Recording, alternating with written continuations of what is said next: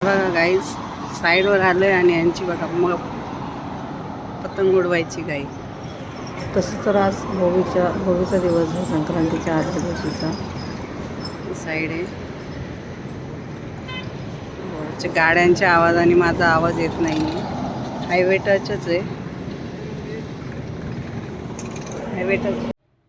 पतंग तर काय मुलांना उडवत नाही, पण हातात घेऊन नुसते पळत होते इकडे तिकडे. बघा गुंता झालाय. काका त्यांना सोडून देतात, ते गुंता सोडून देतात ते. पण पतंग उडवायची तर खूप घाई मुलांना. मस्त खंडाळाला हायवे टच मेन साईड सुरू झाली. बघा आम्ही साईडला आलोय. बाळूमामांची मेंढरांनी आम्हाला दर्शन दिलंय. बाळूमामाच्या नावानं चांग बोल बरोबर साईडचे तिकडे चालले. बघ पृथ्वी बाळूमामांची मेंढर बोल पाय पड. तर कुठेही बाळूमामांची मेंढर दिसली की आमच्या आधी मुलं पाया पडून मोकळे होतात. बाळूमामाच्या नावात चांग भलं असं बोलून मोकळे होतात. मम्मीकडे सांगितलं तर मला पाया पण पडलं. तिथं बघा नुसती किती घाई चालली. नुसती अशी गोल गोल गोल गोल फिरते. पतंग उडवताना आली की रडते. मग इथं बघा डॅडी त्यांना तयारी करून देतात ते पतंग उडवायची. आता ते स्वतः उडवतील. पतंग उडवतात. पतंग उडवायचा मोह काय राहत नाही.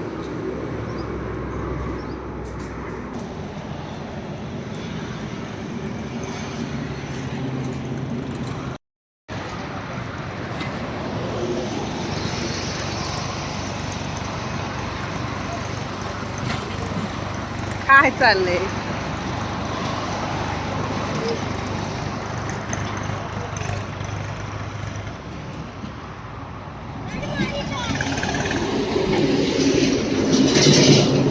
आलोय साईड बघायला, त्यांचं चाललंय पतंग उडवायचं.